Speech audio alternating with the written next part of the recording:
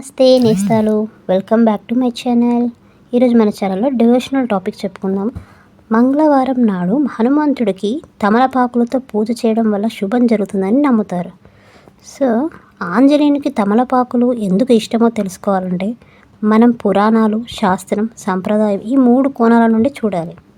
First point వచ్చేసి పురాణాల కథనాల ప్రకారం సీతాదేవి ఆశీర్వాదం. రావణుడి అశోకవనంలో ఉన్న సీతమ్మను కలవడానికి వెళ్ళిన హనుమంతుడు ఆమెకు సమర్పించడానికి పువ్వులు లేకపోవడంతో తన తలపై ఉన్న తమలపాకును ఆమెకు సమర్పించాడు. సంతోషించిన సీత హనుమంతుడికి తన ఆశీర్వాదాన్ని అందించింది. అప్పటి నుంచి హనుమంతుడికి తమలపాకులంటే చాలా ఇష్టమని చెబుతారు.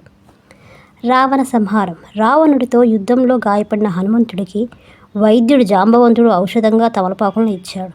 అప్పటి నుంచి హనుమంతుడు తమలపాకులను ఔషధంగా కూడా భావించేవాడని చెబుతారు. నెక్స్ట్ పాయింట్ వచ్చేసి శాస్త్రీయంగా ఔషధ గుణాలు.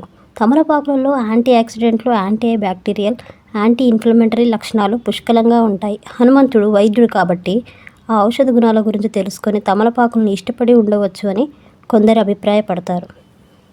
జ్యోతిష్య కారణంగా అయితే తమలపాకులు బుధగ్రహానికి ప్రతీకగా భావిస్తారు. బుధగ్రహం బుద్ధి, విజ్ఞానం, వాక్చాతుర్యానికి కారకం. హనుమంతుడు ఈ గుణాలలో ప్రతీక కాబట్టి బుధగృహానికి ప్రతీకమైన తమలపాకులను ఇష్టపడతాడని కొందరు నమ్ముతారు. 3వ పాయింట్ వచ్చేసి సాంప్రదాయంగా శుభప్రదం. హిందూ సాంప్రదాయంలో తమలపాకులు శుభప్రదంగా భావిస్తారు.